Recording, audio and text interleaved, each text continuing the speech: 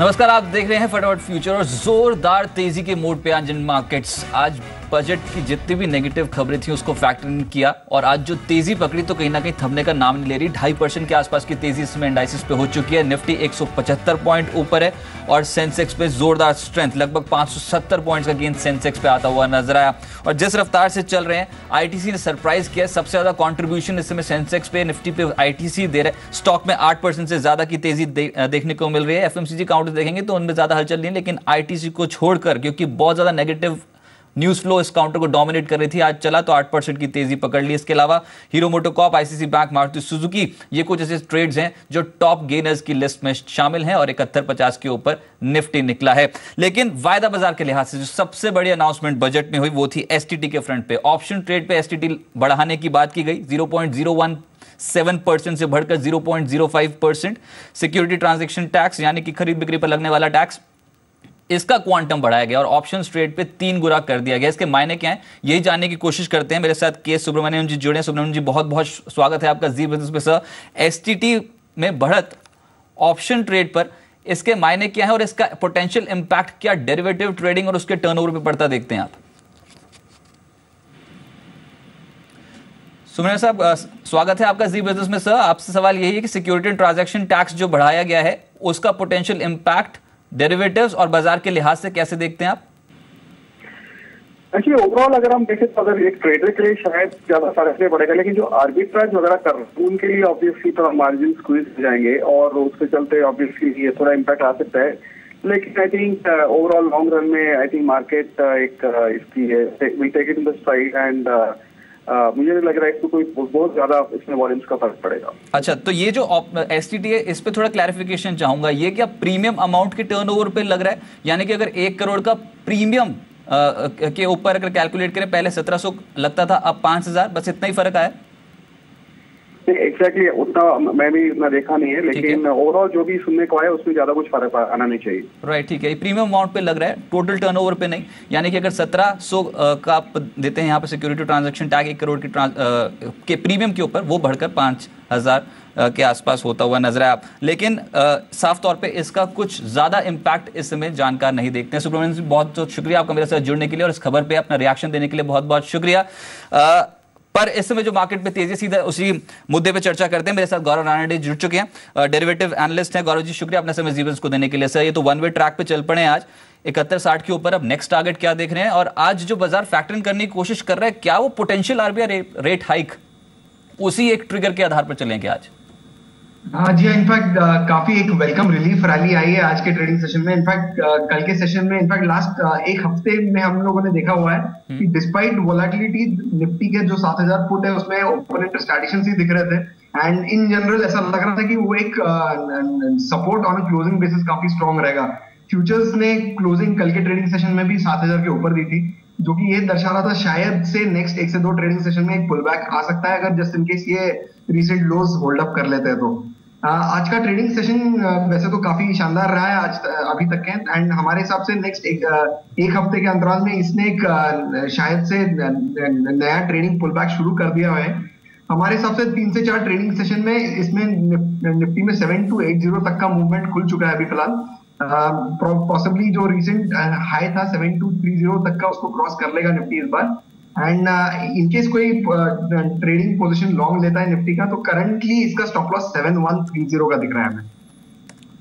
Right, मेरे साथ लवलेश जी भी जुड़ चुके हैं आप एपिक रिसर्च से, उनकी भी निफ्टी स्ट्रैटेजी लेता हूं मैं। लवलेश जी, आप बताएं, कल से संकेत मिल गए थे, 6800 की पुटे बिकी थी एकदम से नेट ऑफ में और साथ साथ 7000 की पुटों पे भी काफी जोरदार ओपन इंटरेस्ट बिल्डअप के साथ कामकाज हुआ था।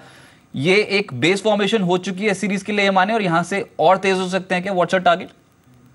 जी बिल्कुल नीरज जी, अगर हमने देखा निफ्टी में एक डब्ल्यू पैटर्न फॉर्मेशन है, डबल बॉटम काफी कुछ एक फॉर्म हो चुका है 6860 पे। यहाँ से ब्रांड उसकी स्ट्रैटेजी रहेगी और मेरा शॉर्ट टर्म में टारगेट 7230 रहेगा, स्टॉप लॉस 7110 रहेगा और 7230 के ऊपर हम एक स्प्रिंग पैटर्न ब्रेकआउट देखेंगे तो वहां से ये रैली एक्सटेंड हो सकती है 7350 7400 के लिए। ओके, राइट सर, फिर एक स्टॉक बताएं, एक स्टॉक फ्यूचर जहां पर आप यहां से तेजी और बढ़ती देखते हैं। जी मेरे रडार पे फिलहाल HDIL है। करंटली एक एक्यूमुलेशन पैटर्न इसमें देखा गया है। RSI भी बुलिश डाइवर्जेंस और स्टोकेस्टिक भी बाइंग सिग्नल दे रहा है। मेरे ख्याल से यहाँ से 66.5 मेरा टारगेट रहेगा। 64.5 पे स्टॉप लॉस लगाकर इसमें बाय कर सकते हैं। शुक्रिया मेरे साथ जुड़ने के लिए लवलेश। इनफैक्ट शर्वेंद्र श्रीवास्तव जी मेरे साथ जुड़े हैं। शर्वेंद्र जी नमस्कार, स्वागत है आपका। सर आपके टारगेट्स क्या है निफ्टी पे? नमस्कार। देखिए 7300 7320 जैसा एक टारगेट निफ्टी में आ रहा है और वही तो लेके मैं ट्रेड करना चाहूंगा आगे।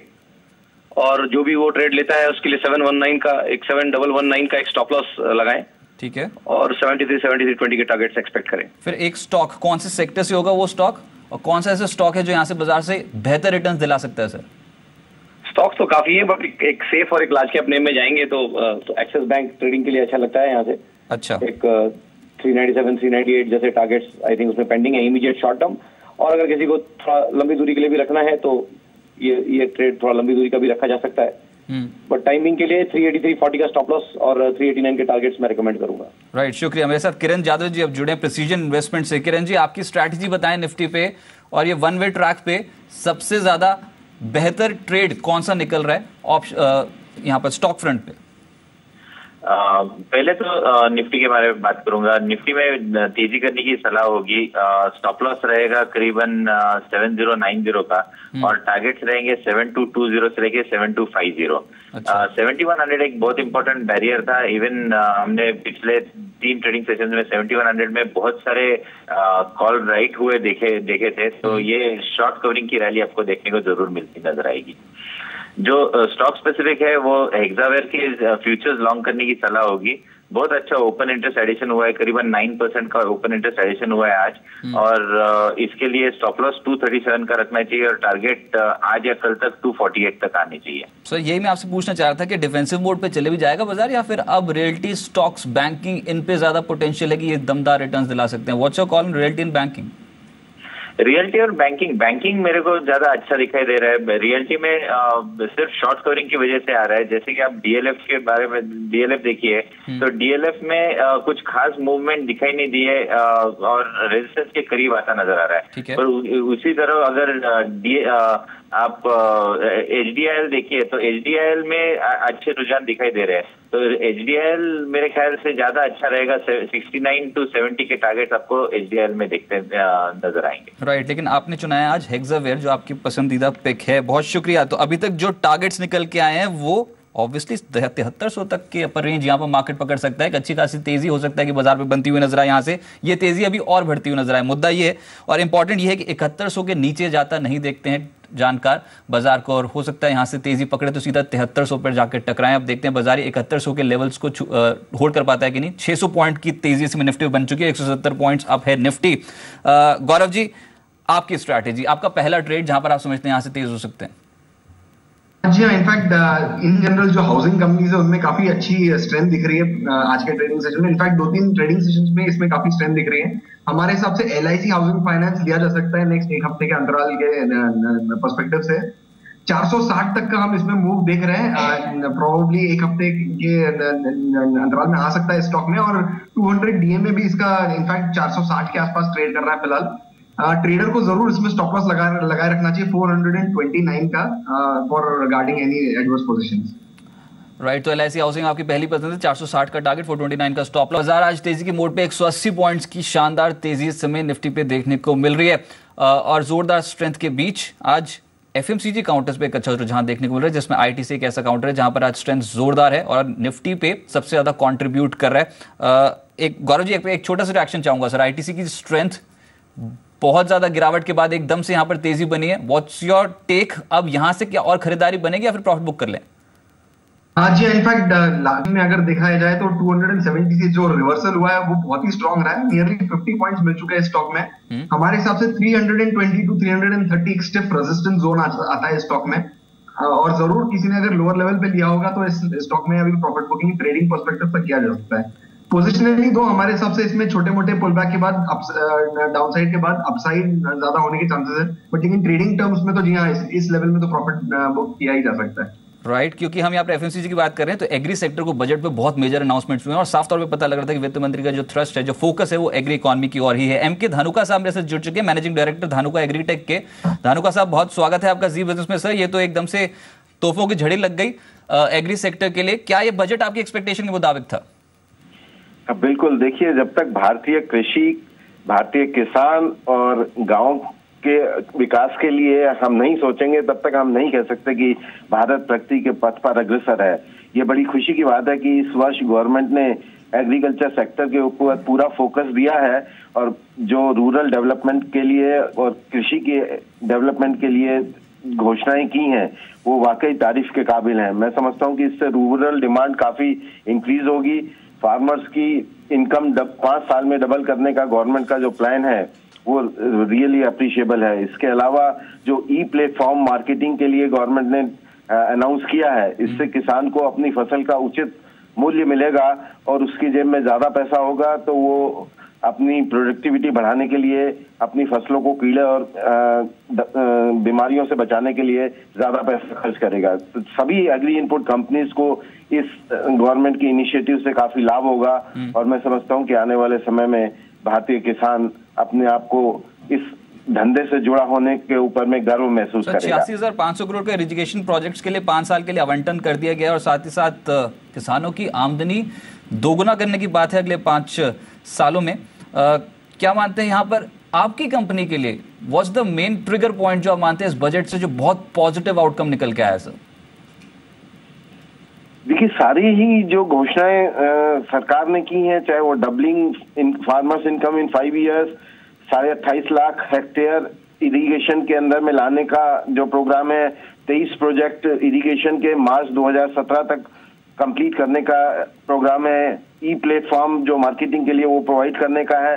तो इन सब से जो है किसानों को बहुत फायदा होने जा रहा है क्योंकि पानी जो है वो बेसिक नेसेसिटी है खेती के लिए और अगर इरिगेशन फैसिलिटी अवेलेबल हो जाती है तो मैं समझता हूँ कि भारतीय उत्पादकता काफी बढ़ेगी और अगर किसान की जेब में पैसा होगा तो वो जो आज 30% फसलें बर्बाद हो जाती है कीड़े और बीमारियों के कारण से, वो अपनी फसलों को बचाने के लिए ज्यादा पेस्टिसाइड का यूज करेगा और अल्टीमेटली वो धानुका को बेनिफिट होगा। राइट सर, बहुत शुक्रिया सर आपका हमारे साथ जुड़ने के लिए और बजट पे अपना रिएक्शन देखने के लिए बहुत बहुत शुक्रिया। आप बजट से सेटिस्फाइड हैं और यहाँ पर आपने पॉजिटिव टेक दिया। लेकिन एक स्टॉक अलर्ट देख लेते हैं क्योंकि बाजार में आज तेजी है। पर मार्च में पीएसयू तेल कंपनियों का केरोसिन पर 6.58 रुपए प्रति लीटर का घाटा हुआ है।